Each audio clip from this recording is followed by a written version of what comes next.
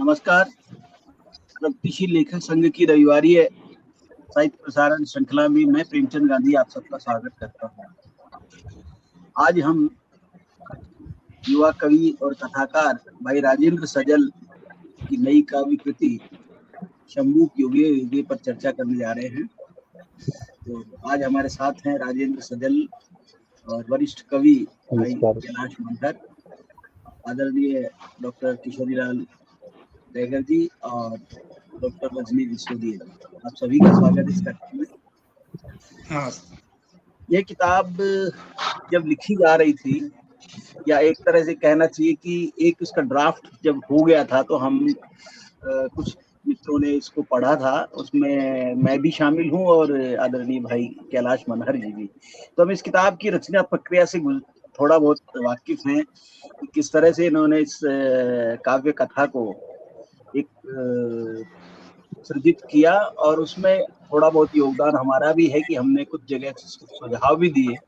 इसके कारण ये इस अंतिम रूप में आप पाठकों के सामने प्रस्तुत है। तो आज हमारी चर्चा में रजनी जी और किशोरीलाल जी तो अपना एक आलोचकीय वक्तव्य देंगे ही, लेकिन मैं सबसे पहले चाहूंगा कि भाई कैलाश मनहर जी इस किताब के कथ्य और इसकी जो निर्माण प्रक्रिया है उसके मुख्य पहलुओं पर थोड़ी चर्चा करें। भाई कैलाश मनहर। नमस्कार सबको। आपको किशोरीलाल जी से मेरा परिचय आज से लगभग 3 साल पहले तब हुआ जब वे अंतिम रामलीला की प्रति मेरे पास लेकर आए, और लगभग 15-20 दिन बाद जब वे दोबारा आए तब मैं अंतिम रामलीला की सारी कहानियां पढ़ चुका था। अंतिम रामलीला को पढ़ते हुए मुझे बार बार लगता रहा कि राजेंद्र जी उत्पीड़ितों, वंचितों और शोषितों के पक्ष में अपनी आवाज उठाने में एक समर्थ कथाकार हैं। मैं उनके इस साहित्यिक रूप से पहली बार परिचित हो रहा था। उम्र भी उनकी कुछ खास नहीं, मेरे बेटों की उम्र के थे हैं लगे मुझे। तो मुझे लगा कि राजेंद्र जी एक नए उभरते कथाकार के रूप में अपनी जगह बनाने में समर्थ हो सकते हैं। अंतिम रामलीला के एक एक कहानी में जो आत्मसंघर्ष उनका स्वयं का और पात्रों का आया, वह आत्मसंघर्ष जन संस्कृति के पक्ष में उन्हें दृढ़ता से खड़ा करता। कुछ ही दिनों बाद, लगभग 1.5-2 साल बाद, उनका दूसरा कहानी संग्रह आया, नजर। और नजर की उन्होंने पांडुलिपि मेरे पास भेजी कुछ लिखने के लिए। मैंने लिखा भी जितना सा समझ सकता था। नजर पर शाहपुरा में बातचीत भी हुई, और नजर की कहानियां ऐसी उद्वेलित करने वाली कहानियां थी कि जैसे वो नक्सली कहानी, आम कहानी, वो हमारे मनोमस्तिष्क पर छाई हुई थी। हम जब चर्चा कर रहे थे नजर के बारे में, और नजर को पढ़ते हुए राजेंद्र जी के साहित्यिक व्यक्तित्व को सोच रहे थे, लगभग साल भर बाद में एक दिन राजेंद्र जी मेरे पास हर महीने 20 दिन में मिलने आते रहते हैं। एक दिन राजेंद्र जी आए और कहने लगे, सर मैं आज आपको कुछ सुनाना चाहता हूं। मैं उनके लिए प्रतीक्षारत रहता हूं कि वे कुछ न कुछ जरूर अच्छा लेके आए होंगे। जैसे ही उन्होंने सुनाया शंभू का यह प्रकरण, उस समय मुश्किल से 20-25 पेज रहे होंगे, ज्यादा पूरा लिखा नहीं था इन्होंने। तो उसको सुनते हुए जो उन्होंने उसका प्रारंभ किया था संध्या के प्राकृतिक सौंदर्य से, और आकर के उन्होंने शंभुक वध पर उसको छोड़ा था, मेरे मुंह से अचानक निकला अद्भुत, अरे यार बहुत बहुत गजब का काम किया है, बहुत गजब का काम किया है। मैं सिर्फ इतना कह सका। और लेकिन मैं इस रूप में संतुष्ट नहीं था कि उसमें अभी उसके कलेवर को मैं बढ़ाना बहुत जरूरी समझता था कि इतना सा पर्याप्त नहीं है, इसे कुछ और बढ़ाया जाना चाहिए।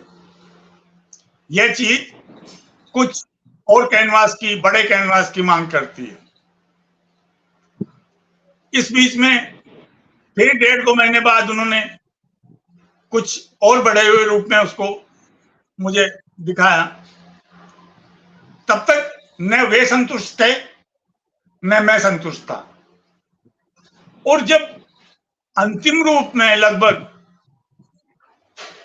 80-85 पृष्ठों में शंभुक युगल, पहले तो हाँ उसके शीर्षक को लेकर के हमारे बीच में काफी चर्चा चलती रही, और यह शीर्षक उन्होंने खुद ही सोचा, खुद ही उनके विचार का यह शीर्षक रहा, शंभुक युगे युगे।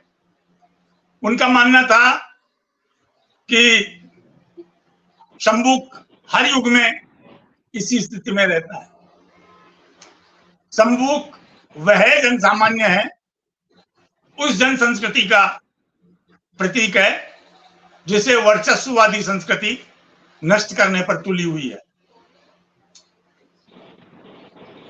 इस रूप में उन्होंने पौराणिक काल के चरित्र को आज के समकालीनता से जोड़ने में मुझे लगा कि बहुत सार्थकता और सफलता प्राप्त की। मुझे बार बार जहां भी मैंने पढ़ा और जितना भी अब तक का मेरा अनुभव है, मिथकीय चरित्रों में जो भी रचनाकार घुसा है मिथकीय चरित्रों में, उसने उनके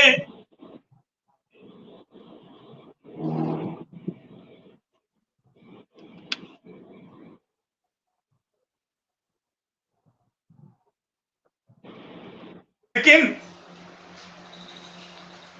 शंभुक को पढ़ते हुए मुझे लगा कि राजेंद्र जी इस मिथक को समकालीनता से जोड़कर और लौकिक जन संस्कृति से जोड़कर वास्तव में बहुत सार्थक काम कर रहे हैं। और शंभुक को पढ़ते हुए मैं बार बार उनके प्रति इस भावना से ओतप्रोत होता रहा कि राजेंद्र जी ने कविता के प्रयोजनों से जुड़ते हुए और शंभुक युगे युगे का जो ये सार्थक रचनाक्रम किया है, वह वास्तव में पठनीय तो है ही है, विचारणीय भी है, सोचनीय भी है। शंभुक युगे युगे आप लोगों के हाथों में पहुंची, इसके लिए राजेंद्र जी को बहुत बहुत बधाई है। और अब यह कृति चर्चा में है, और मैं मानता हूं, मैं याद करूं कि शंभुक युगे युगे के बारे में लिखते हुए मैंने जगदीश गुप्त का शंभुक वध भी पढ़ा, तो मुझे लगा कि वहां भी अलौकिकता उनका पीछा नहीं छोड़ रही है। वे भी पौराणिक मिथक को अलौकिक बनाने की कोशिश कर रहे हैं, जबकि राजेंद्र जी ने इस मिथक को हमारे समकाल से, हमारे वर्तमान से जोड़ने में सफलता प्राप्त की है। इसलिए मैं राजेंद्र जी के प्रति कुछ ज्यादा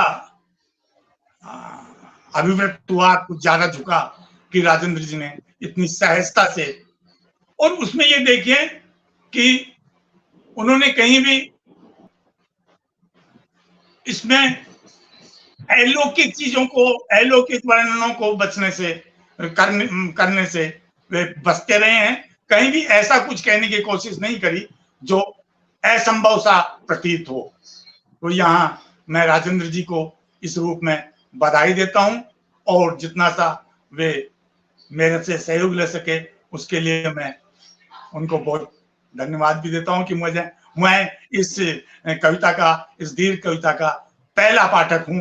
इस रूप में मैं अपने आप को धन्य समझता हूं। आगे की बात के लिए आप प्रेमचंद आगे चलें। धन्यवाद कैलाश जी, आपने जो कहा कि प्रारंभिक तौर पर ये बहुत छोटे आकार में थी और धीरे धीरे इसका विस्तार हुआ। मुझे याद पड़ता है कि जब मैंने इसका शायद दूसरा पार्ट था, तब मैंने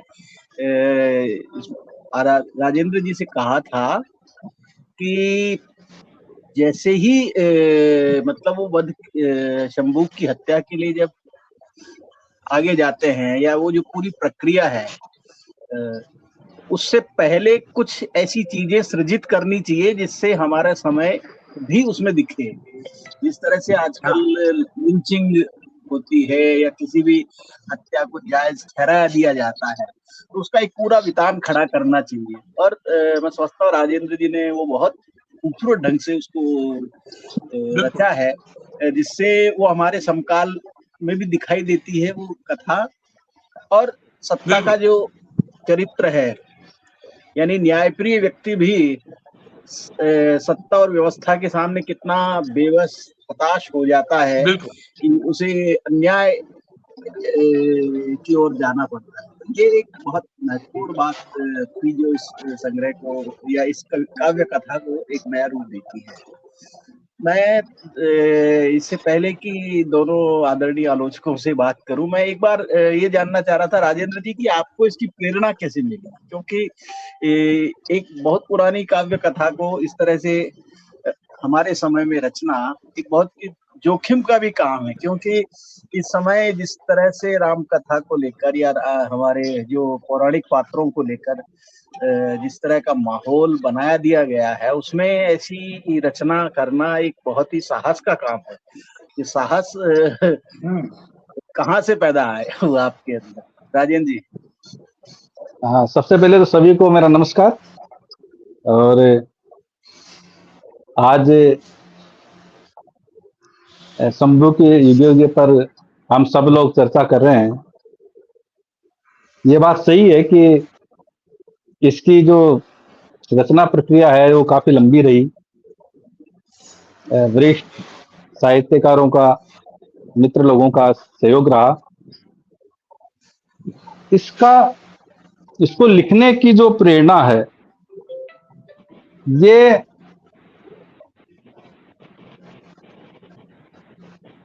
एक कविता संग्रह मेरा आने वाला था जिसका नाम इस दौर में प्रेम अभी मैंने रखा है। उसके एक शीर्षक कविता मुझे लिखनी थी, और शंभू के बहुत दिनों से मेरे विचार में थे, और वो विचार में इसलिए थे, मुझे एक बात हमेशा परेशान करती रही कि एक दरबार में बैठा हुआ राजा, किसी भी देश का राजा हो सकता है,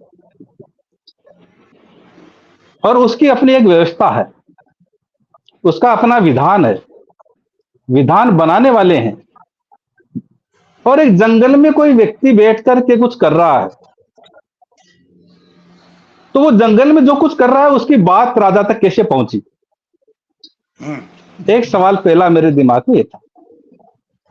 और अगर मान लेते हैं कि किसी वजह से, किसी भी तरीके से, किसी माध्यम से ये बात राजा तक पहुंच भी जाती है, तो ऐसा क्या कर दिया था उस व्यक्ति ने कि राजा को खुद को उसको मारने के लिए आना पड़ा? वो अपने किसी सिपाही को भेज सकते थे, छोटे मोटे सैनिक को भेज सकते थे। जंगल में बैठकर कोई व्यक्ति तपस्या करता है, या कोई व्यक्ति विचार या तपस्या को हम चिंतन मनन भी कह सकते हैं, हाँ बिल्कुल। और उसका प्रभाव राज दरबार तक हो रहा है। सत्ता तनाव में आ रही है। बिना कुछ किए तो ऐसा संभव नहीं है। कुछ ऐसा किया गया होगा जिससे कि वह व्यक्ति लोक को प्रभावित कर रहा है, क्या जनता को प्रभावित कर रहा है, और जनता के माध्यम से ही उस व्यवस्था में कड़ी से कड़ी जुड़ती हुई यह सूचना राज दरबार तक पहुंचती है। और फिर राज दरबार में इस पर बहस होती है अच्छी तरह कि क्या किया जाए। और वाल्मीकि जी ने इसको बहुत छोटे से प्रकरण के रूप में दर्ज किया है कि एक राजा राम का दरबार है, दरबार चल रहा है। एक ब्राह्मण दंपत्ति आते हैं, उनका बच्चा है 13 साल कुछ महीने का, वो मर जाता है। वो दरबार में आकर के कहते हैं कि भाई हमारा बच्चा अकाल मृत्यु को प्राप्त हुआ है, इसका मतलब यह है कि आपका जो राज्य है, आपका जो शासन है, आपकी व्यवस्था है वो ठीक नहीं। अब किसी बच्चे का मर जाना और राजा की व्यवस्था ठीक नहीं होना, और वो उसके दरबारियों का यह कहना कि ये इसलिए मर गया कि जंगल में वन में कोई बैठ करके कोई शूद्र तपस्या कर रहा है। ये सारी जो कहानी है यह सत्य को छुपाने का एक प्रयास है। तो प्रयास क्या पूरी तरह छुपाया गया है। जिस तरह से अलौकिकता के आवरण में सत्य को छुपाया जाता है, यथार्थ को छुपा दिया जाता है अलौकिकता के आवरण में, चमत्कारों के आवरण में, उसी तरह शंभुक के व्यक्तित्व को और उसकी संघर्ष को, उसकी विचारधारा को, उसके कार्य को कहीं ना कहीं छुपाया गया। तो मैंने इसको इस रूप में देखा कि शंभुक ने, क्योंकि जब रामायण जब हम पढ़ते हैं, उस रामायण में कई जगह पर ऐसे प्रसंग आते हैं कि वर्ण व्यवस्था, वर्ण धर्म, जिसको हम कहते हैं 4 वर्णों का जो धर्म है, उसके प्रचार प्रसार के लिए यह ग्रंथ लिखा गया है। पहला तो यह है, राम कथा केवल राम की कथा नहीं है। हमें राम कथा को, रामायण को राम की कथा के रूप में नहीं लेना चाहिए जैसा कि लोग लेते हैं। यह क्षत्रिय और ब्राह्मण सत्ता की गौरव गाथा है। यह वर्ण व्यवस्था और संस्कृति के प्रचार प्रसार की गाथा है। क्या बात है। और उसी रूप में शंभुक आते हैं, उसी व्यवस्था का हिस्सा है शंभुक। तो हम ये सोचते हैं कि राम जी जब बहुत सुंदर एक प्रसंग आता है इसमें कि राम जी वनवास को जाते हैं और जो ही वो अपने राज्य अयोध्या की सीमा के बाहर जाते हैं तो उनकी पत्नी सीता जी एक बहुत अच्छी बात कहती है। मैं तो कहता हूं सीता जी ने जो कुछ कहा है वो देश में नहीं, अंतर्राष्ट्रीय स्तर पर पढ़ाया जाना चाहिए, लोगों को बताया जाना चाहिए। और वो सुंदर बात यह थी कि हमने राजपाट सब त्याग दिया, हमने वस्त्र भी तपस्वियों वाले धारण कर लिए हैं, और अब हम जंगल में वन का जीवन जिएंगे तपस्वियों जैसा। तो मेरा सवाल, वो सीता जी कहती है कि फिर मैं तुम्हें एक अच्छी, मैं एक पत्नी होने के नाते मैं आपको एक सलाह दूंगी कि आप ये हथियार भी त्याग दीजिए, ये जो अस्त्र शस्त्र धारण कर रखे हैं इनको त्याग दीजिए। क्योंकि जब तपस्वी हो गए, राजपाट त्याग दिया, राजसी वस्त्र त्याग दिए, तो ये धनुष बाण और ये हथियार किस लिए है। फिर एक वो कहानी सुनाती है कि किस तरह से एक ऋषि के आश्रम में एक व्यक्ति कोई आकर के हथियार रखकर जाता है और उस हथियार की वजह से उस तपस्वी की मानसिकता बदलती है और वो अपनी तपस्या छोड़ करके हिंसा करने लगते हैं या कुछ और ऐसा कुछ करने लगते हैं। कहने का तात्पर्य यह है, यह पूरे विश्व की समस्या है। हथियार है तो हिंसा होगी। क्या बात है। हथियार को धारण करना ही हिंसा की शुरुआत है। आज जो परमाणु बम एक दूसरे को दिखा करके शक्ति संतुलन बनाए हुए है और हर बार ये कहा जाता है कि हमारे पास परमाणु बम है, तो वो क्या है? सीता जी ये प्रसंग उठाती है, वहां पर बात कहती है कि हमें हथियार छोड़ देना चाहिए। और मेरे मन में भी एक सवाल आता है कि जब हमने राज राज का सुख छोड़ दिया, राजमहल का सुख छोड़ दिया, और हम तपस्वी का जीवन जी रहे हैं और हथियार भी रखे हुए हैं, और फिर श्री राम जी जवाब ये देते हैं कि नहीं, मैं क्षत्रिय भी हूं और मैं क्षत्रिय धर्म का पालन करूंगा, और मेरा धर्म का यह है कि मैं ऋषियों की रक्षा करूं, तपस्वियों की रक्षा करूं जो जंगल में है। ये वो कहते हैं कि मेरा धर्म है। कहने का तात्पर्य है कि आपने राजमहल छोड़ दिया, आपने क्षत्रिय धर्म नहीं छोड़ा, यानी वर्ण व्यवस्था साथ है।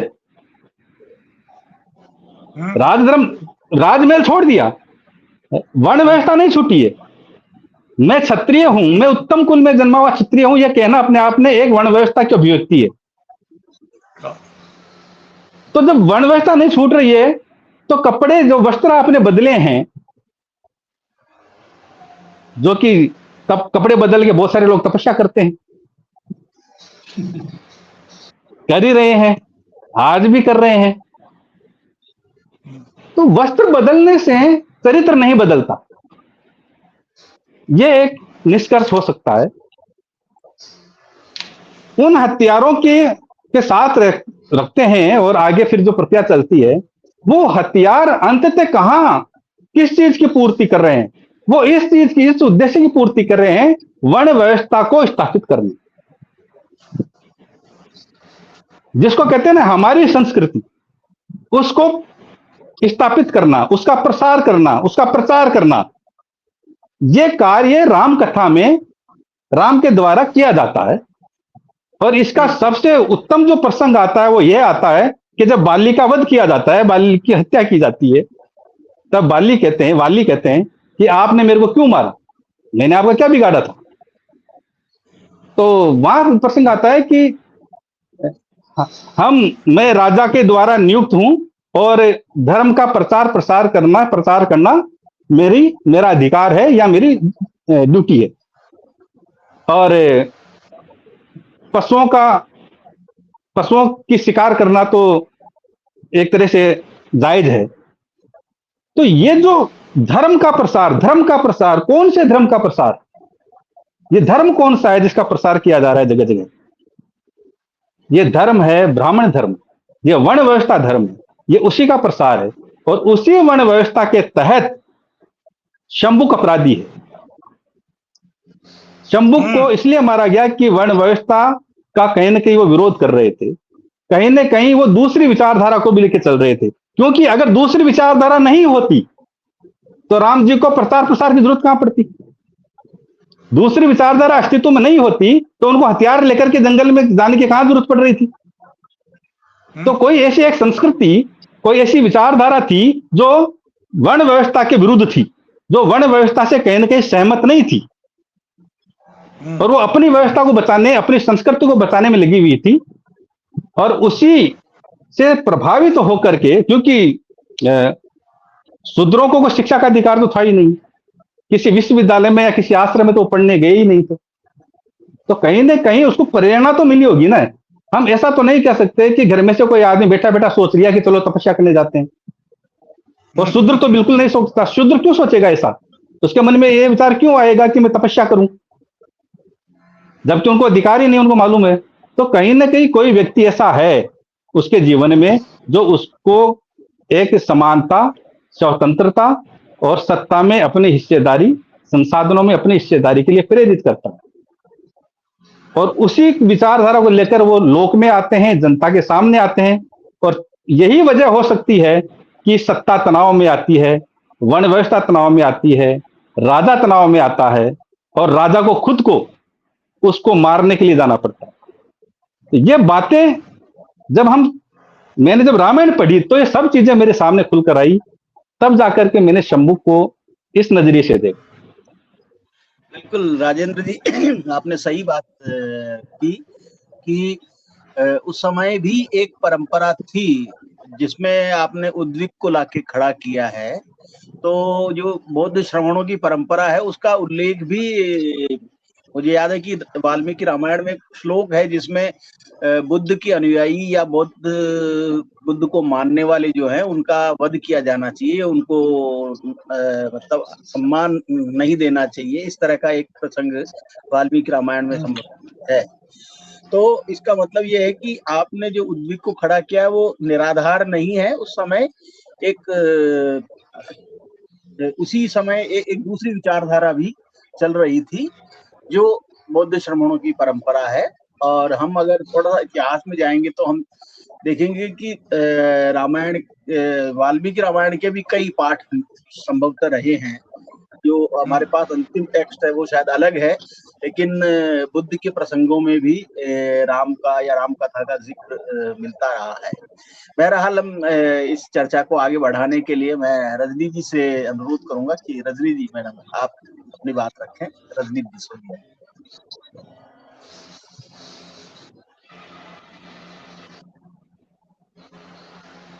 अनम्यूट कर लीजिए पहले। सॉरी।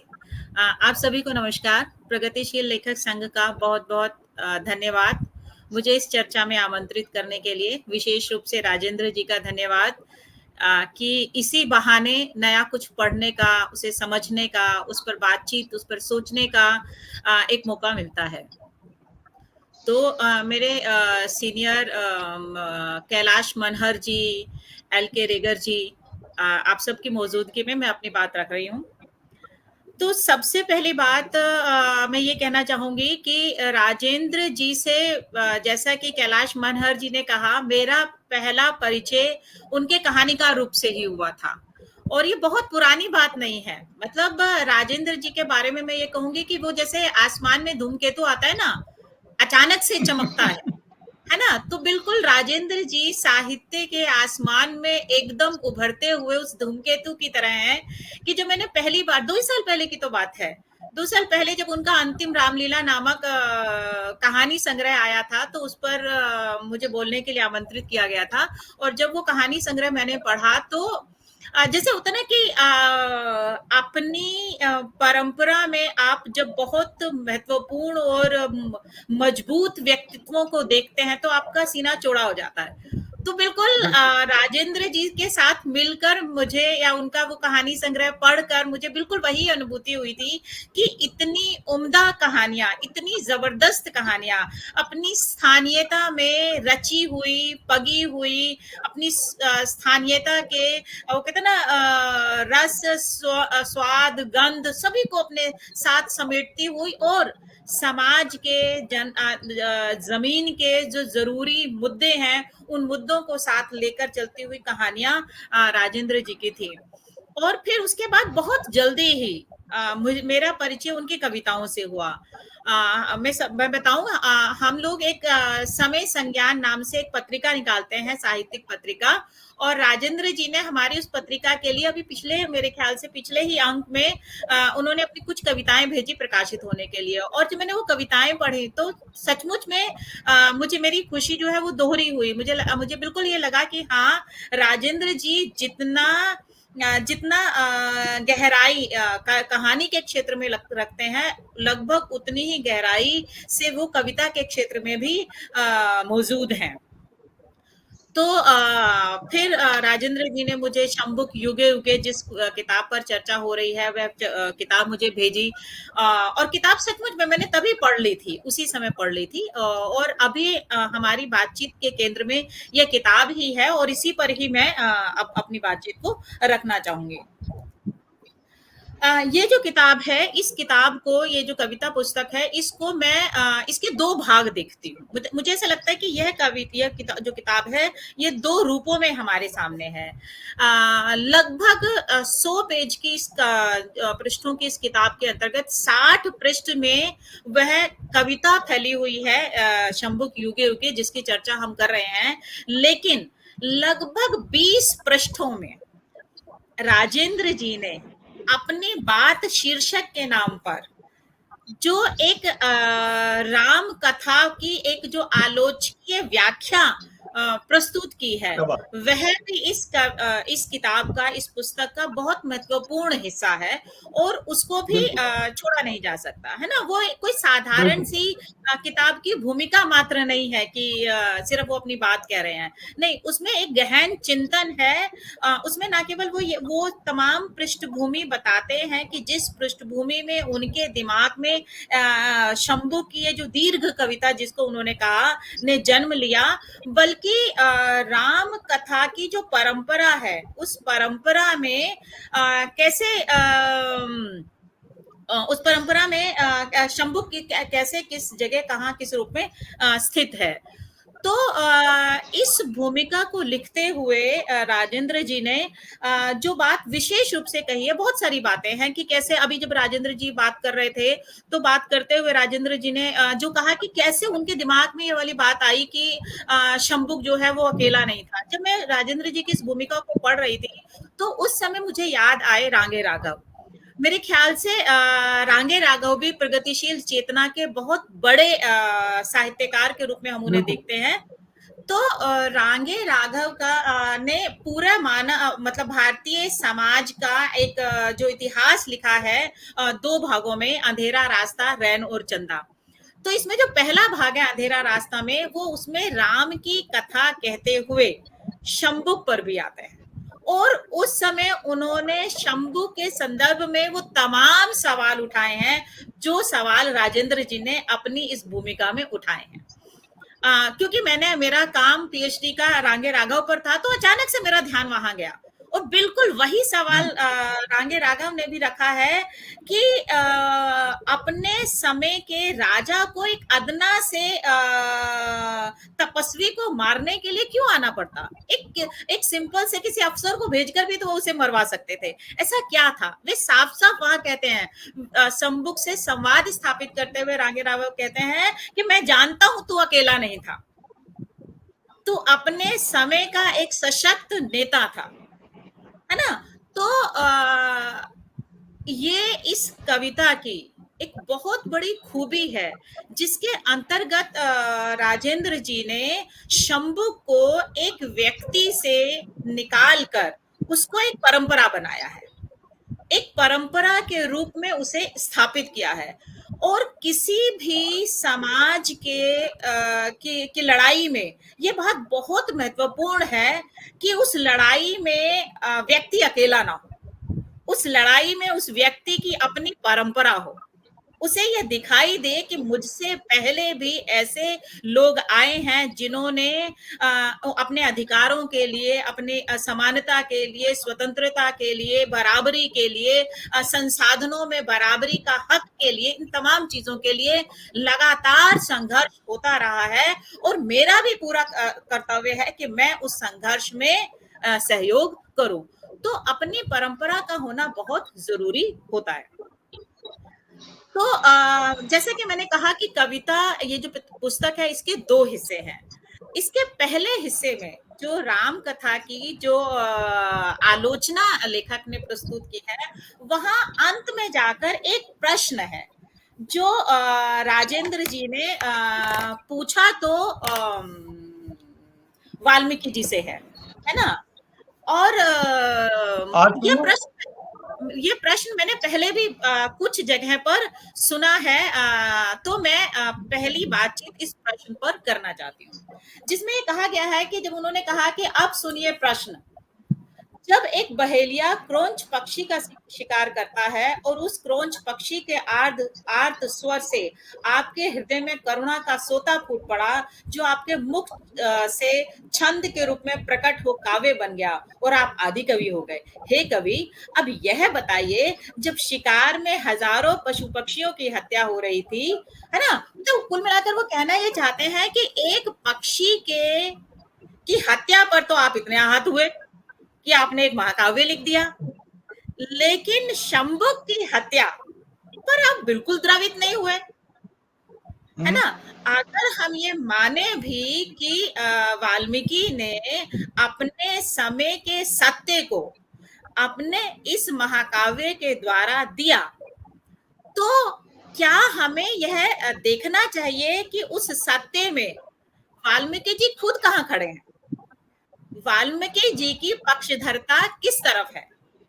क्या अपने समय का जो वर्ण व्यवस्था वाला जो सत्य है, क्या वाल्मीकि जी उस वर्ण व्यवस्था के साथ हैं, उसको बनाए रखना चाहते हैं, या वे शंभुक के द्वारा या शंभुक के प्रसंग को लाकर यह दिखाना और बताना चाहते हैं कि इस व्यवस्था को चुनौती देने वाले उस समय में भी थे?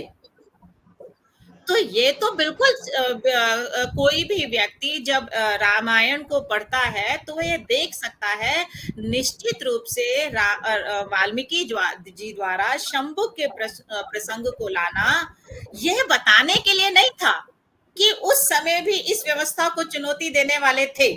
नहीं, उनका उद्देश्य इस प्रसंग को लाना यही है कि वे स्थापित करना चाहते थे कि जो भी आवाज उठाएगा वो ऐसे ही मारा जाएगा। तो ऐसे में जो राजेंद्र जी के मन में ये जो सवाल पैदा हुआ कि क्रौंच पक्षी के वध पर तो लेखक इतना आहत हुआ, लेकिन शंभुक के वध का उसने कोई आवाज नहीं उठाई, है ना। तो यहाँ पर जब मैं इस प्रश्न पर, क्योंकि हम भी अक्सर इस तरह की बातें सोचते रहते हैं, दिमाग में चिंतन चलता रहता है, तो इस संदर्भ में जो मुझे समझ में आया वह समझ मैं आप लोगों के साथ साझा करना चाह रही हूँ। असल में होता क्या है, जब आप सोशियोलॉजी ऑफ लॉ, जो कानून का समाज शास्त्र है, उस सोशियोलॉजी ऑफ लॉ का अध्ययन करते हैं, तो आप वहां ये देखते हैं कि कानून कई तरह के होते हैं, कई तरह के नियम हैं जिनका पालन व्यक्ति और समाजों को करना होता है। तो उसमें एक है नेचुरल लॉ, प्रकृति का कानून, प्रकृति के द्वारा बनाए गए नियम। जो लॉ ऑफ नेचर है, ये नेचुरल लॉ है, ये नेचुरल लॉ को मनुष्य ने नहीं बनाया, इसे प्रकृति ने बनाया है, और इसका पालन हम सबको करना ही होता है। इसकी नियंता भी प्रकृति है और वह ही इसका पालन हम सबसे कराती है। समाज में जितने भी प्रकार के कानून हैं, उन कानूनों से ऊपर है नेचर ऑफ लॉ। असल में जब हम क्रौंच पक्षी के वध वाले प्रसंग को देखते हैं, तो उस समय बहुत सारे तथ्य हैं, छोटे छोटे तथ्य हैं, जिनकी प्राय हम अनदेखी कर देते हैं, कि असल में बहेलिये ने सिर्फ क्रौंच पक्षी का वध नहीं किया था, उसका शिकार नहीं किया था। असल में बहेलिये ने क्रौंच जोड़ा जो था, जो नर और मादा का जो जोड़ा था, जो कि उस समय मेटिंग कर रहा था, जो उस समय संभोगरत था, तो उस प्रक्रिया के बीच में उसने उस क्रौंच पक्षी का वध, नर पक्षी का वध किया था, और उसके वध के बाद वह अधूरी छूटी हुई जो वह प्रक्रिया थी, उसके में जो उस मादा का जो विलाप था, वह विलाप प्रकृति का विलाप था, वह विलाप नेचर का विलाप था। नेचर के कानून को बीच में मनुष्य द्वारा भंग किया गया था। और अगर आप सब लोग, अगर हम भारतीय ग्रामीण समाज में की ओर देखते हैं, तो नेचर ऑफ लॉ जो है हमारे भीतर ऐसे रचा पका हुआ है। हम सबको ये मालूम है कि हम सब शाम के समय ये सिखाया जाता है, पेड़ों और पौधों को छेड़ना नहीं है, वो सो गए हैं। माली को अगर आप ये कहेंगे ना कि मुझे इस पेड़ की छटाई करानी है, अगर पेड़ पर फूल आ गया है, माली आपको मना कर देगा कि इस फूल आए हुए पेड़ को मैं इसको काटूंगा नहीं, इसकी छटनी नहीं करूंगा, है ना। तो वहां पर जो संभोगरत मादा जो क्रौंच पक्षी है, उसकी जो वेदना है, वह किसी पक्षी मात्र की वेदना नहीं है, वह प्रकृति की वेदना है। तो जो वाल्मीकि जी ने जहां वो एड्रेस किया, वहां उसको लॉ ऑफ नेचर को उन्होंने एड्रेस किया। रही बात जो शंभुक की हत्या वाला प्रसंग है, शंभुक की हत्या वाला प्रसंग कानून की भाषा में सोशल कॉन्ट्रैक्ट के अंतर्गत आता है। जो सामाजिक संहिता के जो नियम है, सामाजिक संहिता जो है वह समय समय पर निर्मित होती है, बदलती रहती है, उसको चैलेंज भी किया जाता है। निश्चित रूप से जिस समय वाल्मीकि जी रामायण लिख रहे थे, उस समय की सामाजिक जो संहिता थी, वर्ण व्यवस्था थी, और वर्ण व्यवस्था के आधार पर तमाम वर्णों के जो कर्म थे, जो काम थे, वे निश्चित थे, और जो भी उसके विरुद्ध जाएगा तो उसके लिए दंड का विधान था। ऐसा नहीं है कि ये कोई अच्छी व्यवस्था थी, लेकिन उस समय की सामाजिक व्यवस्था यह थी। तो जब हम बहुत बार, जैसे राजेंद्र जी ने भी ये प्रश्न उठाया कि आखिर वाल्मीकि जी क्यों नहीं उस समय आहत हुए, तो ये दो डिफरेंट तरह के जो कानून व्यवस्था है, लॉ ऑफ नेचर और सोशल कॉन्ट्रैक्ट जो है, इन दोनों के बीच का अंतर है जो हमें वहां पर नजर आता है। पता नहीं मैं अपनी बात को कितना एक्सप्लेन कर पाई, लेकिन ये एक वजह है जिसकी वजह से जिसका जवाब हम यहाँ पर दे सकते हैं। अब दूसरी बात इस कविता के बारे में या इस पुस्तक के बारे में, जिसे कि कहा गया, मुझे एक सवाल मेरे मन में एक और पैदा होता है, क्या शंभुक मिथकीय चरित्र है? शंभुक को छोड़िए, क्या राम भी मिथकीय चरित्र है? जब हम मिथकों की संरचना की तरफ जाते हैं, मिथक हैं क्या, उस तरफ जाते हैं, तो बीच में एक ऐसा फेज है, एक ऐसा टाइम पीरियड है जब हम मिथकों से हमारी यात्रा जो है सामाजिक और ऐतिहासिक कंस्ट्रक्ट जो है, संरचना जो है, उसकी तरफ हो रही होती है। तो बीच में हमें बहुत सारे ऐसे चरित्र भी मिलते हैं जो हाफ ब्लड है। हाफ ब्लड मतलब जो देवताओं से उत्पन्न है ना, जिनमें जो पिता है या वो जो माता है वो तो देवता है, और जो उसका जो सेकंड मतलब उसकी पत्नी या उसका जो मतलब दोनों में से, जैसे मान लीजिए हनुमान के संदर्भ में हम देखें तो पवन तो देवता है, लेकिन अंजना एक सामान्य इंसान है ना। तो एक ऐसा दौर भी है जब हम हाफ ब्लड का जो कंस्ट्रक्ट है उसके भीतर आते हैं। तो राम के संदर्भ में भी मुझे ये मेरी अपनी बात हो सकती है, मुझे ऐसा लगता है राम भी मिथकीय चरित्र नहीं है, वह एक कहते ना कि एक साहित्यिक चरित्र है, उनको साहित्य के अंतर्गत गढ़ा गया है। और इसी कारण से राम का जो चरित्र है, क्योंकि अपने समय का साहित्य लिखने की एक परंपरा में ये जो चरित्र थे, ये चरित्र हमेशा खुले हुए रहते थे। हर समय के हिसाब से हर आगे आने वाला कवि अपने समय के हिसाब से इन चरित्रों की पुनर्रचना करता था, इनको दोबारा से रचता था।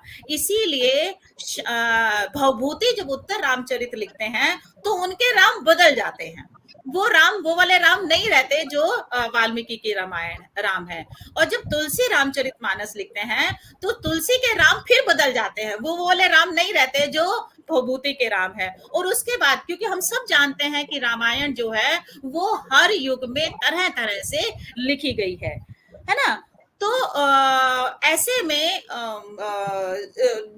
जो शंभुक है वह भी अपने समय की ठोस सामाजिक जो पृष्ठभूमि है, उस सामाजिक पृष्ठभूमि में उभरा हुआ एक साहित्यिक चरित्र ही है, जिस चरित्र को समय समय पर अपने अपने तरीके से अलग अलग कवि अलग अलग रूपों में लिखते हैं। जैसा कि राजेंद्र जी ने भी लिखा, शंभुक की कथा को उन्होंने दोबारा से रीराइट इस काव्य के माध्यम से किया। तो लेकिन मतलब ऐसे चरित्र हमारे ज्यादा काम के होते हैं, क्यों? क्योंकि उनके बारे में हमारी एक समझ परंपरा से हमें मिली होती है। तो जो भी नई बात ऐसे चरित्रों के माध्यम से कही जाएगी वह हमें बहुत आसानी से समझ में आती है। अगर हम शंभुक की ही बात किसी नए चरित्र के माध्यम से कहते तो वो जो तमाम परंपरा है वो हमारा साथ नहीं देती। लेकिन शंभुक के माध्यम से जब हम आधुनिक समय को एड्रेस करने बैठते हैं, आज के समय को जब हम शंभु के माध्यम से उस पर बात करने बैठते हैं, तो शंभु की पूरी परंपरा जो है वो हमारी मदद करती है और हम उन प्रश्नों को ज्यादा गहराई से, ज्यादा ढंग से समझ पाते हैं। अब बात करते हैं इस कविता के बारे में जो लगभग 60 पृष्ठों में फैली हुई है। राजेंद्र जी ने इस कविता को दीर्घ कविता कहा। मैं इस कविता को आख्यान परक कविता कहना चाहूंगी कि यह कविता आख्यान परक कविता है। आख्यान परक कविता कहने का मतलब है कि यह कविता शंभुक की कहानी है। अभी तक शंभुक एक प्रसंग था, एक घटना थी, छोटी सी घटना, घटकर खत्म। शंभुक कौन था, कहाँ पैदा हुआ, कहाँ से आया, उसके माता पिता कौन थे, उसको शिक्षा कहाँ से मिली, वे कौन से सवाल थे, वो कौन सा टाइम था, वो कौन सी घड़ी थी जब वह सत्ता के विरुद्ध उठ खड़ा हुआ, उसके साथ कौन कौन थे। ये तमाम सवाल जो हैं, राजेंद्र जी ने इन तमाम सवालों को इस कविता के माध्यम से हल करने का प्रयास किया और बहुत बेहतर हल किया, है ना। असल में बात क्या है, राजेंद्र जी एक बहुत बेहतरीन कथाकार है, बहुत बेहतरीन कहानीकार है। कथा कहना, किस्सा गोई उनके क्या कहना चाहिए, उनके भीतर रची बसी हुई है।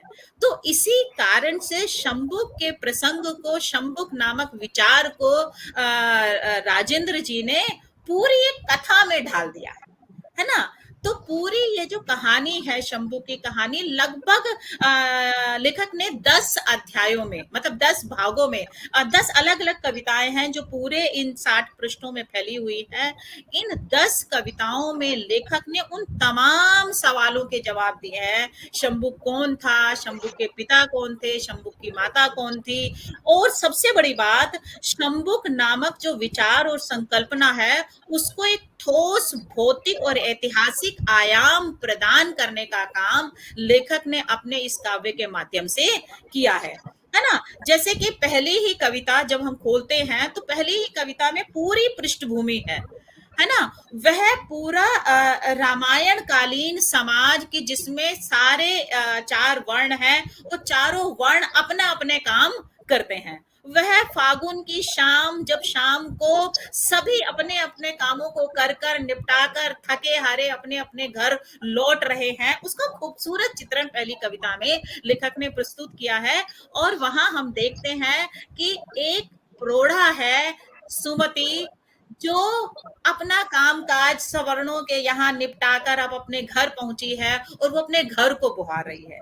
जब हम उस बुहारती हुई सुमति को देखते हैं तो हमारे सामने साफ साफ वो छवि बनती है कि हमारी वो तमाम महिलाएं जो सुबह सुबह अपने घर से निकलती है, दूसरे के घरों का काम निपटाती हैं, उनका चौका चूल्हा झाड़ू पोछा बर्तन भांजा सब कुछ कर कर फिर वे थकी हारी दिन ढले अपने घर पहुंचती हैं और फिर वे अपने घर की सुध लेती हैं, है ना। तो बिल्कुल सुमति की छवि ऐसे ही उभरती है। और शाम को झाड़ू लगाती हुई सुमति की झाड़ू जब किसी उससे टकराती है, किसी छवि से, कोई है जो खड़ा है, वो एकदम ऊपर देखती है, चौंक जाती है, अरे ये कौन है, एक योगी है। और उस योगी का जो पूरा चित्र उभरता है ना, शंभुक को पूरा एक आकार प्रकार रूप रंग प्रदान किया है राजेंद्र जी ने, कि जिसमें वो जो जटाधारी साधु है, कितना मतलब उसकी जो देह है वो कितनी पुष्ट देह का मालिक है वो, है ना। और इतना लंबा चौड़ा शंभुक जो सामने खड़ा है, तो उसको देखकर वह चौंक जाती है। जब उसके बाल थोड़े से उड़ते हैं तो वो पहचानती है, अरे ये तो 12 साल पहले जो घर छोड़कर भागा हुआ मेरा पुत्र था, वही पुत्र है जो वापस लौट आया है ना। और फिर उसके बाद शंभु की कहानी शुरू होती है और पाठकों को ये पता चलता है कि शंभु आखिर क्यों भाग गया था, ऐसी कौन सी वजह थी, है ना। क्योंकि जब वाल्मीकि रामायण के अंतर्गत शंभु का प्रसंग लिखते हैं तो वाल्मीकि का उद्देश्य शंभु को शरीर प्रदान करना नहीं है, शंभु को एक सामाजिक, आर्थिक, ऐतिहासिक और जो कहते हैं ना ठोस भौतिक पृष्ठभूमि प्रदान करना नहीं है।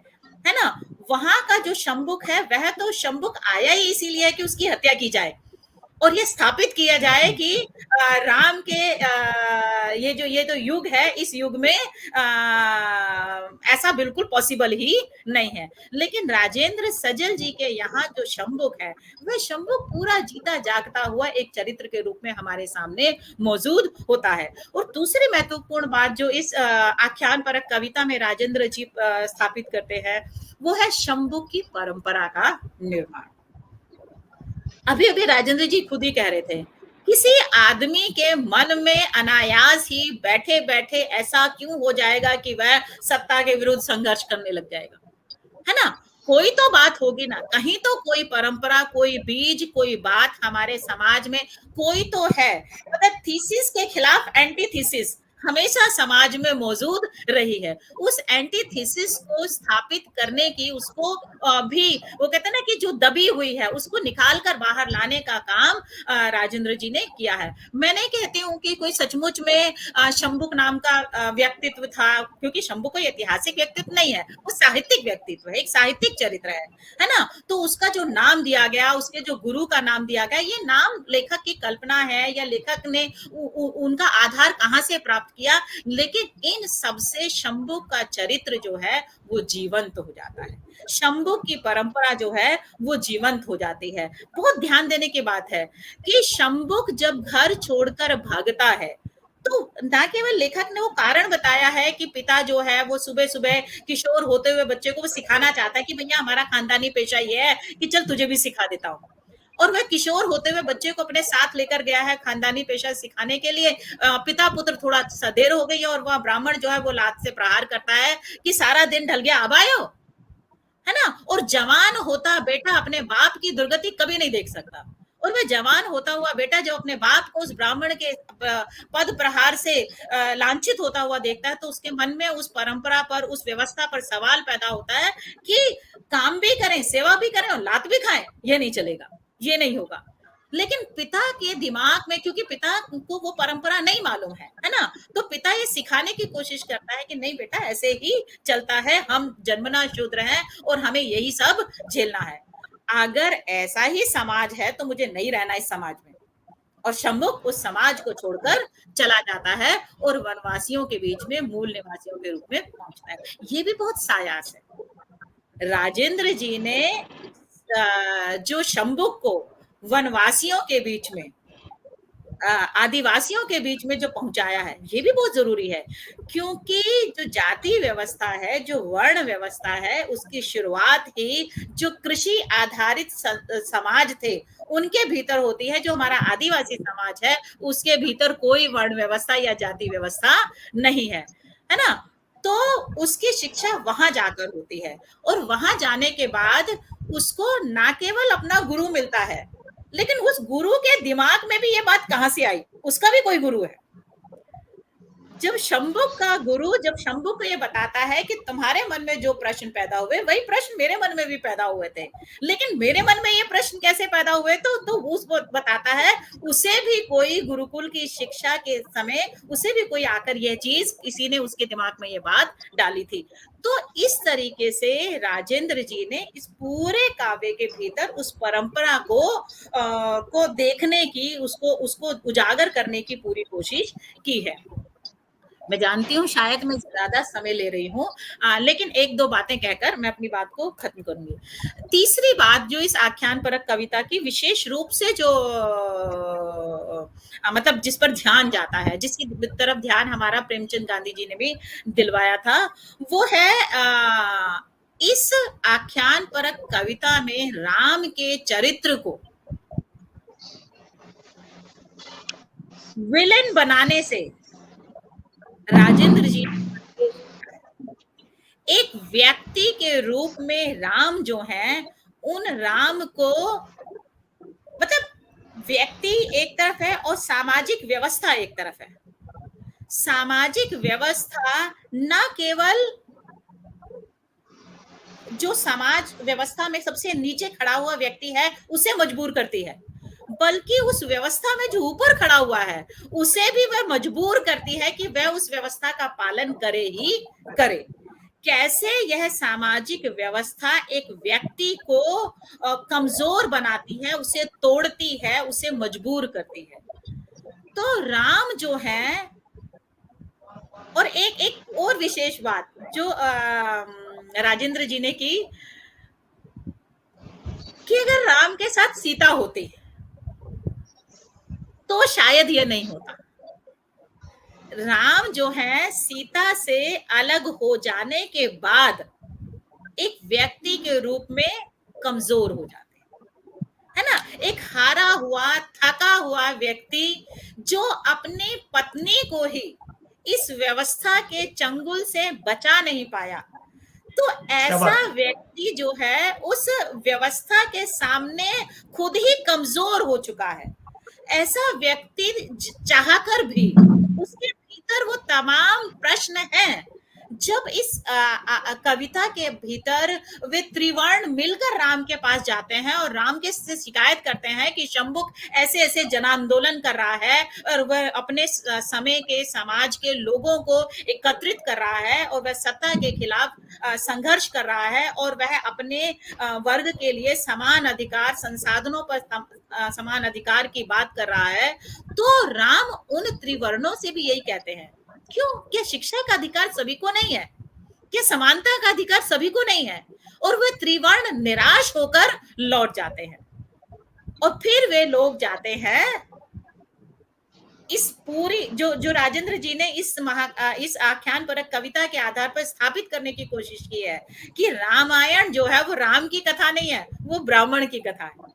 ब्राह्मण कैसे अपनी बनाई हुई व्यवस्था को स्थापित करना चाहता है ना। और वे जाकर फिर जब वशिष्ठ से और नारद से और वो जो तमाम जो ब्राह्मण चरित्र हैं उनसे जब प्रार्थना करते हैं, राम तब भी नहीं दिखते। फिर एक षड्यंत्र होता है, और वो षड्यंत्र क्या है कि ब्राह्मण का पुत्र का मरना वास्तव में राजा राम को भ्रमित करने का षड्यंत्र है। और उस षड्यंत्र पर को रचा किसने है? उसको रचा है उस समय के ब्राह्मणों ने, है ना। तो इस तरीके से इस पूरे जो एक छोटा सा प्रसंग है, मतलब रामायण में मात्र कुछ सर्गों के बीच में थोड़ी सी देर के लिए शंभुक आता है, उस पूरे शंभुक को पूरी एक कहानी देना, पूरी एक पृष्ठभूमि देना, है ना। ये पूरा ये जो काम है शंभुक युगे युगे नाम की इस आख्यान परक कविता के माध्यम से राजेंद्र जी ने किया है। अब आखिरी बात कि ना केवल राजेंद्र जी ने इस कविता को केवल एक रामायण के प्रसंग के रूप में देखा, बल्कि उसको उन्होंने अपने समकालीन समाज में, हमारा जो आज का समाज है, हमारा जो ये 21वीं सदी वाला जो समाज है, इस समाज में उसको जोड़ा है। तो वो जो धर्म संसद वाली बात है ना, कि धर्म संसद होती है, वो धर्म संसद वाली बात हम भी पिछले दिनों सुन रहे थे, और ऐसी बातें आजकल भी की जाती हैं। तो मतलब अपनी तत्कालीनता से, अपने समकालीन समाज से शंभुक की कथा को जोड़ना, यह अपने आप में इस कविता की उपलब्धि है। तो मैं राजेंद्र जी को उनकी इस कविता के लिए, उनकी इस पुस्तक के लिए बहुत बहुत साधुवाद दूंगी, बधाई दूंगी, और वे निरंतर इस तरह का काम करते रहे। बहुत बहुत धन्यवाद।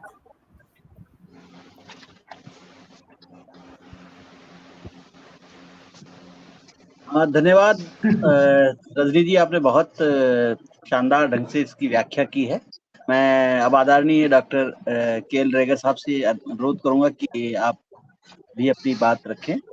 आदरणीय किशोरी लाल जी। सबसे पहले तो मैं प्रगतिशील लेखक संघ का आभार प्रकट करूंगा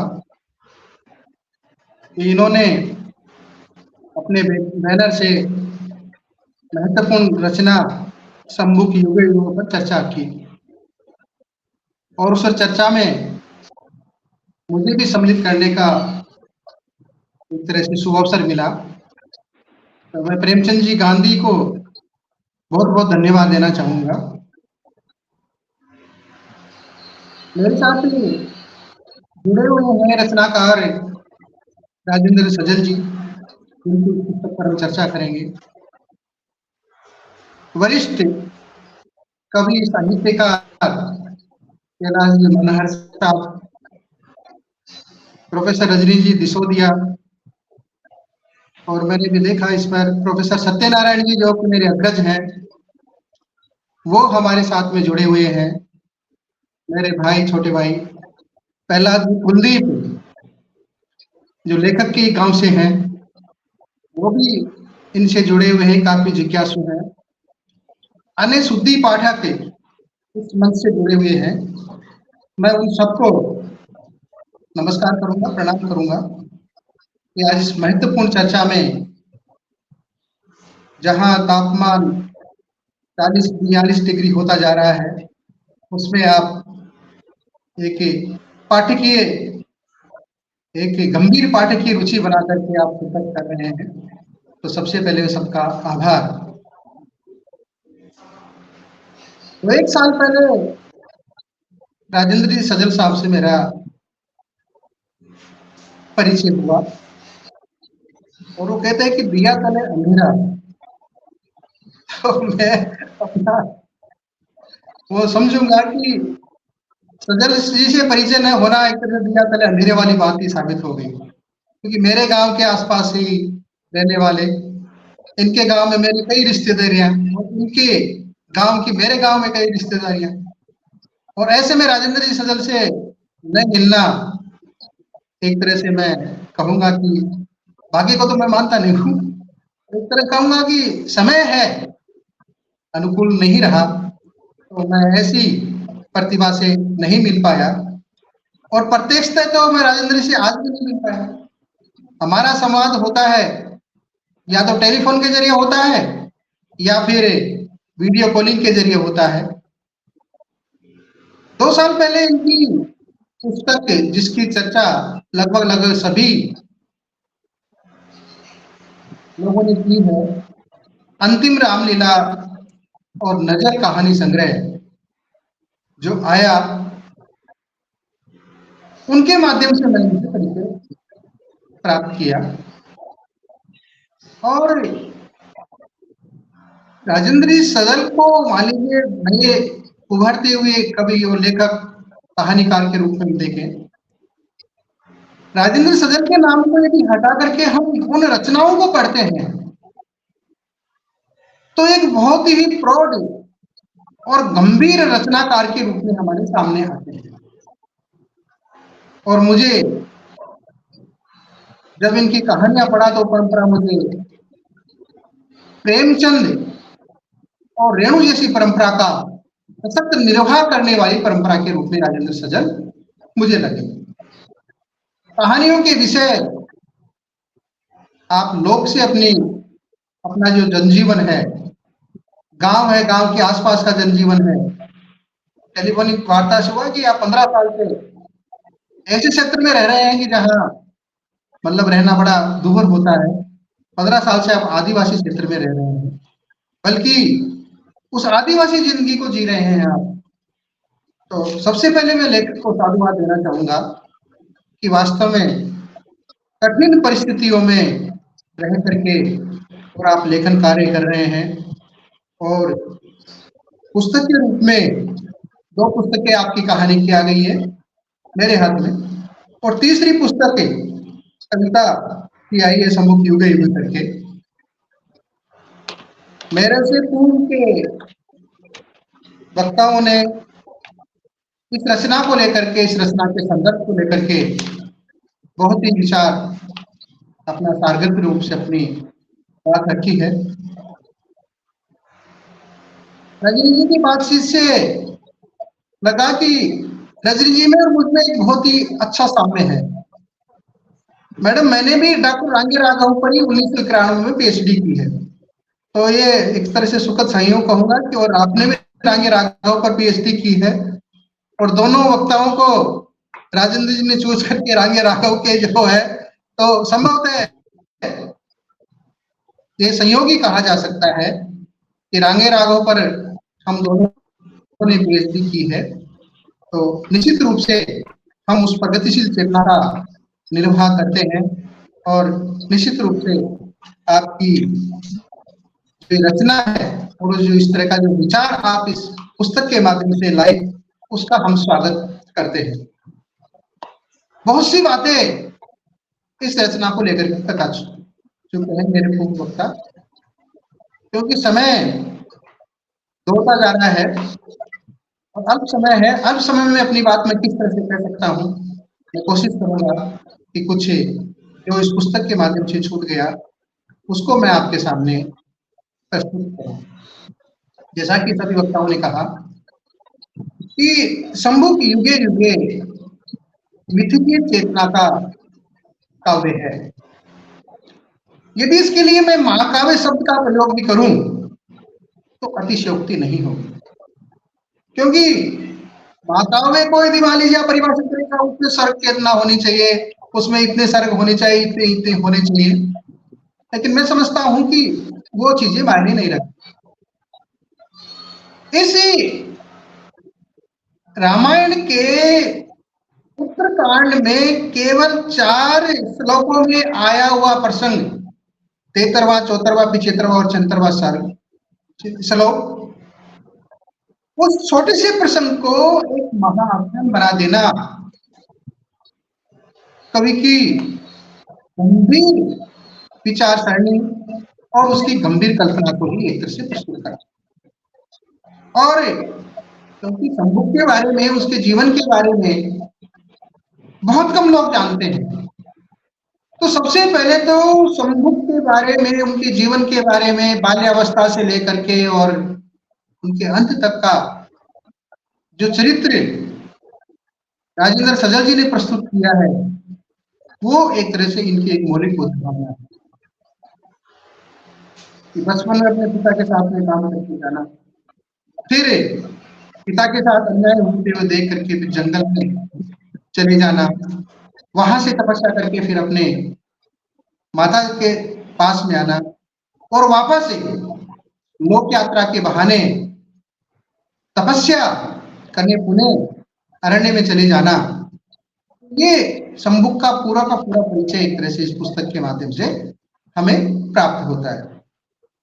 और इस पूरी की पूरी जो ये घटनाक्रम है, उसके माध्यम से कई तरह के सवाल आपके सामने आधुनिक संदर्भों को लेकर के जो प्रस्तुत कर देते हैं राजेंद्र जी सजल, ये एक तरह से इस पुस्तक की मौलिक चेतना के रूप में हमारे सामने आता है।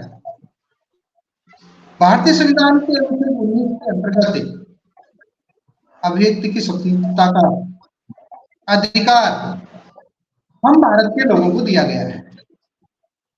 और मैं सवाल करूं कि हम भारत के लोग की जो संकल्पना है ये बहुत बड़ी है, लेकिन क्या उस हम भारत के लोगों में आज भी उन लोगों को अपनी अभिव्यक्ति या अपनी बात कहने का अधिकार है क्या? अपने अधिकारों के लिए या अपने जायज मांगों के लिए हम किस तरह से अपनी बात कह सकते हैं? संभवतः संवैधानिक अधिकार होने के बावजूद भी हमारी उस उचित बात को नहीं सुना जाता है। तो मैं उस प्रसंग को शंभु के माध्यम से जोड़ता हूं कि शंभु के जिस न्याय व्यवस्था की बात करता है, शंभु के जिस सामाजिक न्याय की बात करता है, शंभु जिस विचार चेतना की बात करता है, तो उस युग में भी शंभु को नहीं सुना गया। और अंत तो आप देखते हैं कि परिणाम क्या होता है, चाहे वो षड्यंत्र का हिस्सा बन करके राजा राम को माध्यम बना करके उनकी हत्या करवाई जा रही हो, या फिर जो आजकल ये शब्द चर्चा में है भीड़ के द्वारा हिंसा या भीड़ के द्वारा हत्या या भीड़ के द्वारा हत्या कराई जा रही। तो रामायण का वह प्रसंग आज के संदर्भों में जोड़ करके और राजेंद्र सजल ने हमारे सामने जिन विचारों को एक तरह से पुनर्जीवित करने का प्रयास किया है, तो निश्चित रूप से राजेंद्र सजल बधाई के पात्र हैं। लगभग 2-3 दशक पहले प्रोफेसर हेलिंगटन की एक पुस्तक आई थी, कॉन्फ्लिक्ट ऑफ सिविलाइजेशन, सभ्यताओं का संघर्ष। संभवतः वो पुस्तक राजेंद्र जी ने हाँ किया है कि वो पुस्तक इन्होंने पढ़ी है।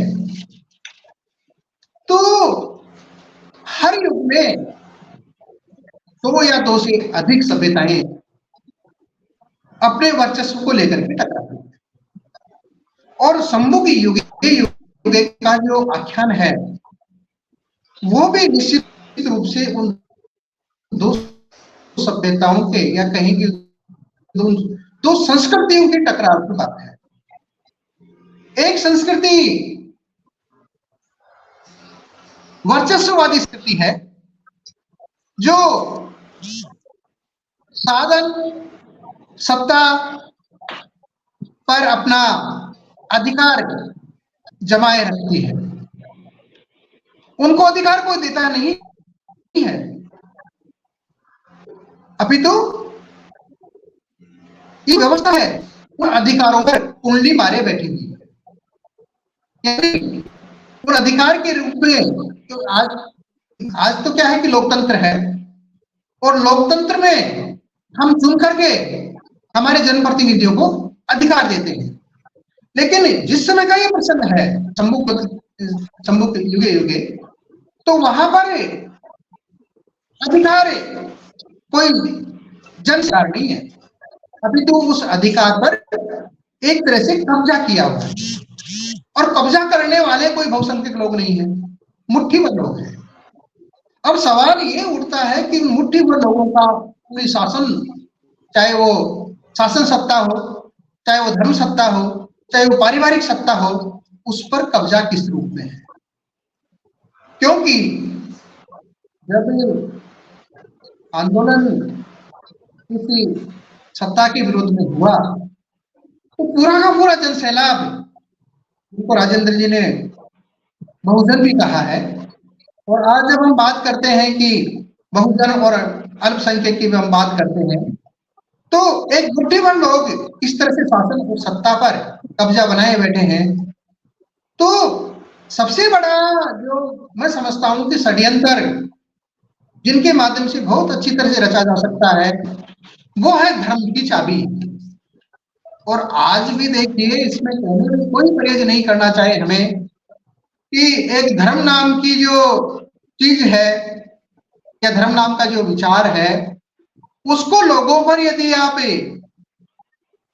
बिखेर देते हैं तो लोग फिर वो सोचते समझते नहीं, जिनको हम धर्मांधता कहते हैं ना, तो वास्तव में शासन और सत्ता उस धर्मांधता के वशीभूत होकर के ही समाज पर कब्जा बनाए रखती है। क्योंकि जिसको हम धर्म कहते हैं वो क्या डर दिखाती है हमें ईश्वर का डर दिखाती है, हमें परलोक का डर दिखाती है, हमें मोक्ष का डर दिखाती है। और इंसान सबसे ज्यादा किससे डरता है? वो इस युग से नहीं डरता, वो किससे डरता है कि मेरा ये जन्म तो खराब हो ही रहा है, मेरा कहीं परलोक खराब ना हो जाए। तो उसको उस परलोक का भय दिखा करके, और जो सत्ता है वो न्याय व्यवस्था पर, पारिवारिक व्यवस्था पर, समाज व्यवस्था पर एक तरह से कब्जा जमाए रखती है। और ये जो पुस्तक है राजेंद्र सदन ने लिखी है, तो निश्चित रूप से उसके प्रत्युत्तर के रूप में अपने विचार इन्होंने प्रकट कर दिए। रजनी जी बताया कि ये पुस्तक 2 भागों में केंद्रित है। निश्चित रूप से ये पुस्तक 2 भागों में केंद्रित है। पहला भाग है इसका गद्यात्मक है, जिसमें लगभग 40-41 पृष्ठ है, और दूसरा जो भाग है वो काव्यात्मक रूप में है, जो कि इसका मूल स्वरूप है। संभवतः इस पुस्तक के भूमिका के रूप में, लेख के रूप में बड़े विचारक और मेरे मित्र राजा राम जी बहादुर, जयप्रकाश वरिष्ठ आलोचक, रचनाकार, दलित रचनाकार जयप्रकाश कृदम, और हमारे साथ जो जुड़े हुए प्रगतिशील लेखक संघ के जब राजस्थान चैप्टर के अध्यक्ष प्रेमचंद जी गांधी, इनके विचार हैं। और कैलाश जी मनहर साहब के विचार है। और लगभग 20-22 पेज की एक बहुत ही सुंदर भूमिका राजेंद्र जी सजल ने लिखी है। तो इस भूमिका के अंतर्गत इस पुस्तक का मंतव्य राजेंद्र सजल ने पूरी तरह से स्पष्ट कर दिया है और भूमिका केवल पृष्ठ पेशन या कोई पुरानी बातों को नहीं दोहराती है। इस भूमिका के अंतर्गत भी राजेंद्र सजल अपने मौलिक चिंतन को, अपनी मौलिक उद्भावना को प्रस्तुत करते हैं। और मौलिक चिंतन मुझे सबसे ज्यादा जो भाया इनका, भक्ति काल की जो व्याख्या करते हैं कि मैं उसको भक्ति काल नहीं कहूंगा, मैं उसको क्या कहूंगा, मुक्ति काल कहूंगा। वास्तव में जो मुक्ति की चेतना है, कबीर पर जब हम बात करते हैं तो इसको हम आधुनिकता की बात करते हैं, तो जो नव आधुनिकता है वो हमारे उन संतों से, कबीर दास से, दादू से, उन संतों से उस मुक्ति की बात निकल करके आती है। लेकिन उस मुक्ति के उत्स में कौन है? उस मुक्ति के उत्स में हमारे जो सम्मुख की जो पूरी परंपरा है उस मुक्ति के उत्स में है। और सनातन परंपरा रही है उसमें मैं ढूंढता मखली गोसाल का नाम भी आएगा, लेकिन मखली गोसाल नहीं आया। लोकायतन परंपरा वो पूरी जो वैदिक परंपरा है, उस वैदिक परंपरा के विरुद्ध में जो उठी हुई परंपरा है,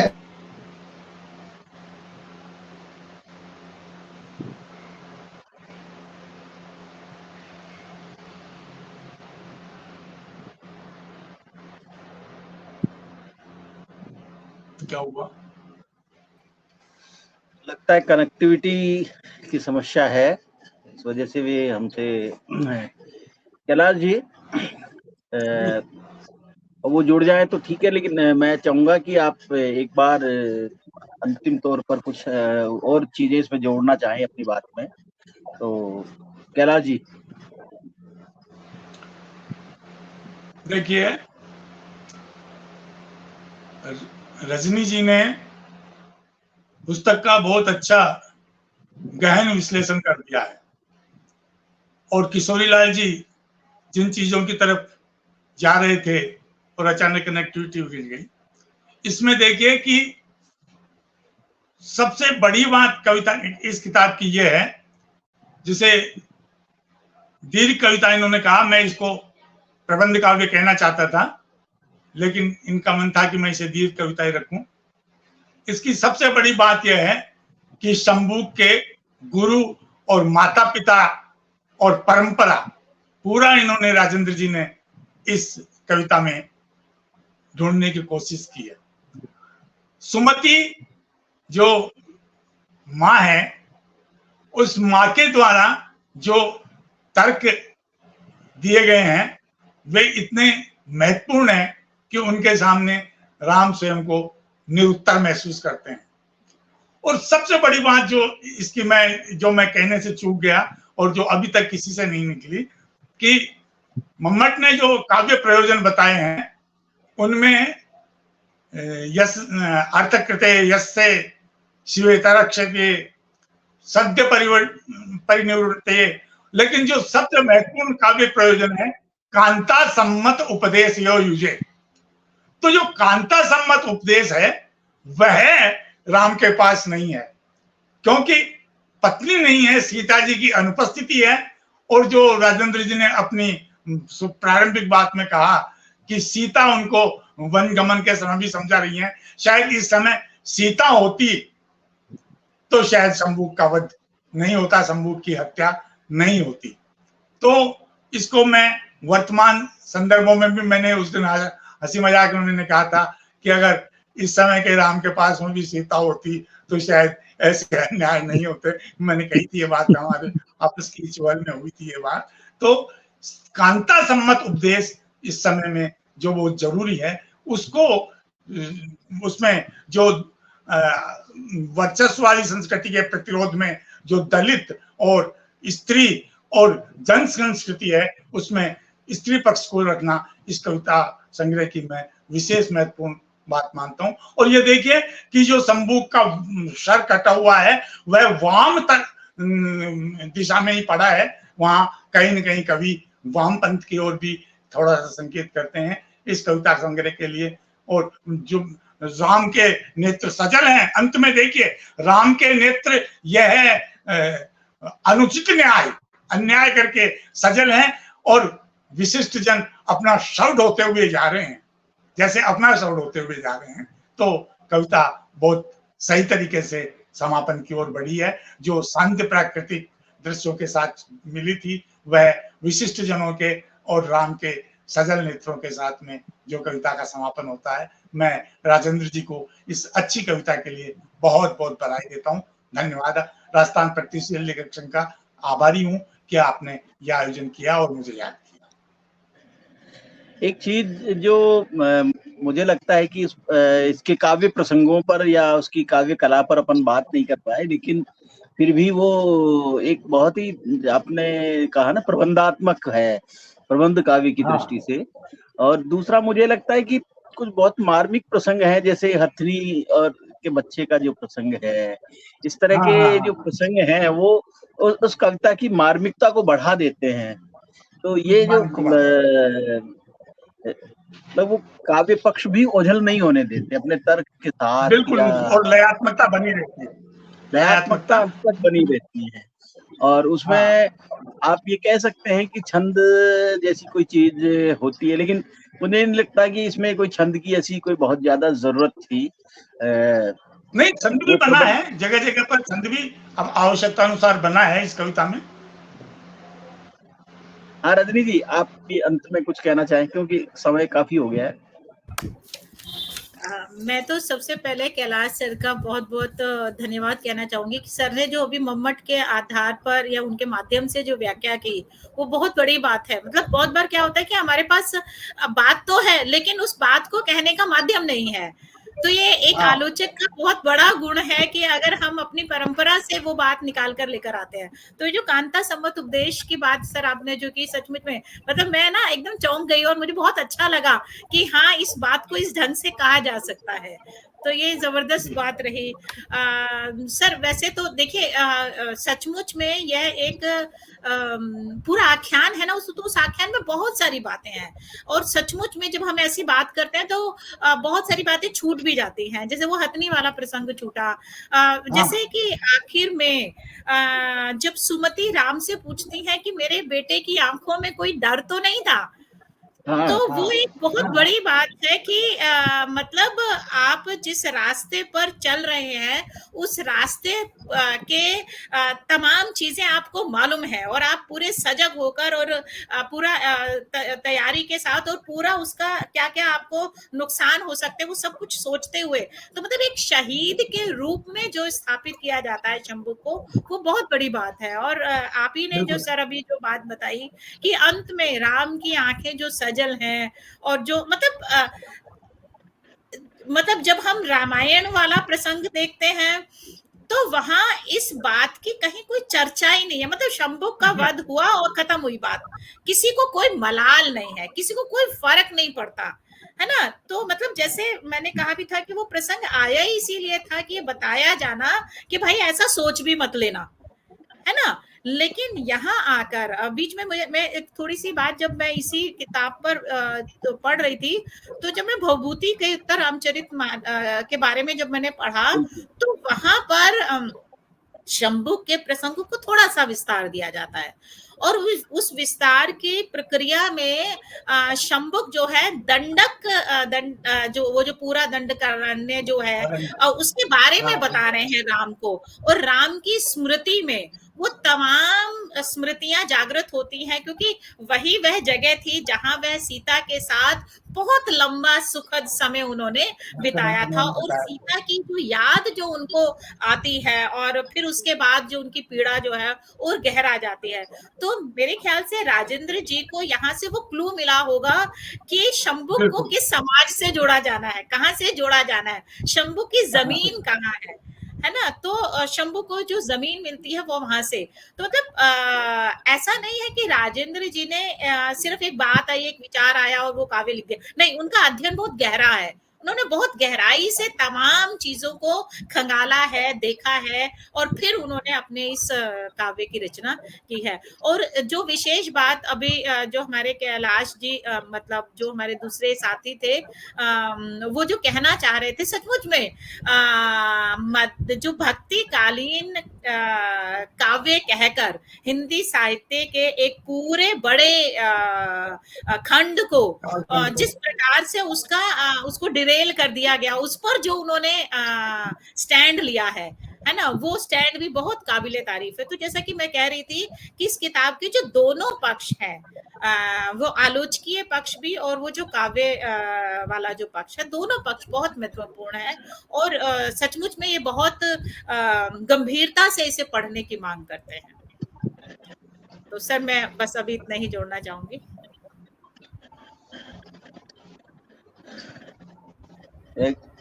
किशोरीलाल जी कोशिश कर रहे हैं, लेकिन संभवतः वो नहीं जुड़ पा रहे हैं। मैं भाई राजेंद्र जी, आप भी इस बातचीत के अंत में कुछ कहना चाहें अपनी ओर से? धन्यवाद तो हम देंगे ही, लेकिन इस चर्चा सबसे पहले तो आपका हार्दिक आभार, जो आपने बहुत बढ़िया कार्यक्रम का आयोजन किया। और हमारे वरिष्ठ कवि हैं, इनका आशीर्वाद रहता है हमेशा में, किशोरीलाल जी का भी आशीर्वाद रहता है। आप तो मित्र हैं ही, और मैडम से तो हम सब कोई पुस्तक आती तो सबसे पहले भेजते ही हैं, अपनी टिप्पणी भी लेते हैं। मैं केवल इतना कहना चाहूंगा कि मुझे भी ये पूछा गया कि भाई आपने शंबुक पे लिखा है, तो इसका मतलब ये मानते हैं कि ये इतिहास है रामायण, या राम एक इतिहास के पात्र है, नायक। तो मेरा ये मानना है कि ये मेरे लिए महत्वपूर्ण नहीं है कि इतिहास है या मिथक है, या कवि की केवल एक साहित्य कल्पना है। मेरे लिए ये कोई महत्व नहीं रखता। मेरे लिए महत्व यह रखता है कि राम कथा हमारे जीवन को प्रभावित कर रही है या नहीं कर रही। अगर वो प्रभावित कर रही है तो सारे प्रश्न गौण है, उनका कोई महत्व नहीं। राम आएंगे तो वर्णवेशता भी आएगी, वर्णवेशता आएगी, शूर्पणखा भी आएगी, बाली भी आएगा, शंबुक भी आएगा, सभी चीजें आएंगी। राम कथा किसी एक व्यक्ति की कथा नहीं है। राम कथा केवल एक व्यक्ति का चरित्र नहीं है। राम कथा एक पूरे समाज, पूरी संस्कृति, पूरी सभ्यता, एक भूगोल, एक भूखंड की कथा है। जन्म से लेकर मृत्यु तक हमें प्रभावित करती है। जब वो जन्म से मृत्यु तक हमें प्रभावित कर रही है किसी न किसी रूप में, चाहे संस्कार के नाम पर, चाहे धार्मिक प्रक्रियाओं के नाम पर, चाहे वो मर्यादा के नाम पर, चाहे जीवन मूल्यों के नाम पर, अगर वो प्रभावित कर रही है, उसका अगर सकारात्मक प्रभाव है, तो उस कथा का नकारात्मक प्रभाव भी हमारे ऊपर है, जो शंबुक के रूप में सामने आता है, जो शूर्पणखा के रूप में सामने आता है, जो एक सुमुखी है वो उसके रूप में सामने आता है। बहुत सारी चीजें हैं जो आज हमारे जीवन में वो नकारात्मक प्रभाव डाल रही है। हमें उन नकारात्मक प्रभावों का जवाब उसी कथा के माध्यम से देना, उन्हीं के पात्रों के माध्यम से देना। या मिथक है, इस पर बहस करने से कोई मतलब नहीं। ये मेरा कहना है। बाकी तो जितना बन सका मैंने किया, और आप लोगों ने बहुत अच्छा आशीर्वाद दिया, उसके लिए हार्दिक आभार। नहीं, मैं देख रहा था रजनी जी ने जिस तरह से रांगे राघव का प्रसंग उठाया, अभी उनकी जन्म शताब्दी गुजरी है, तो रांगे राघव वाला जो प्रसंग है कि अंधेरा रास्ता में उन्होंने किस तरह से जम्बूक के प्रसंग को बहुत लंबा लिखा है उन्होंने। मैंने भी पढ़ा है महायात्रा गाथा जो हिंदू में है। तो मैं तो चाहूंगा कि किसी दिन हम महायात्रा पर एक बातचीत आपके साथ रखें, किशोरीलाल जी के साथ रखें, क्योंकि मुझे पढ़े हुए कई साल हो गए उसको। तो एक बार दोबारा पढ़कर हम रांगे राघव को फिर से याद करें इस बहाने से। और जो मिथकों की पुनर्सृष्टि करना, मतलब मैं समझता हूँ कि रांगे राघव से बड़ा कोई लेखक नहीं हुआ हमारे समय में, जिन्होंने मिथकों का इस तरह से आधुनिक संदर्भों में उन्होंने जिस तरह से रखा है, और उस परंपरा को भाई राजेंद्र सहजल जी आगे बढ़ा रहे हैं। मैं आप सबका बहुत बहुत धन्यवाद करता हूं कि आप लोगों ने इस कार्यक्रम में उपस्थित होकर इस किताब पर अपनी बात रखी। राजेंद्र जी, आपको इसलिए धन्यवाद कि आपने अवसर उपलब्ध कराया, और रजनी जी, किशोरीलाल जी और भाई कैलाश जी, आप तीनों का ही बहुत बहुत आभार। मैं सोच रहा था कि शायद किशोरीलाल जी वापस आ जाए, लेकिन लगता नहीं है कि वो सब आ पाएंगे, और वैसे भी समय बहुत हो चुका है। तो मैं प्रगतिशील लेखक संघ की ओर से आप सबका बहुत बहुत आभार प्रकट करता हूँ कि आप आए। धन्यवाद, नमस्कार। Thank you sir.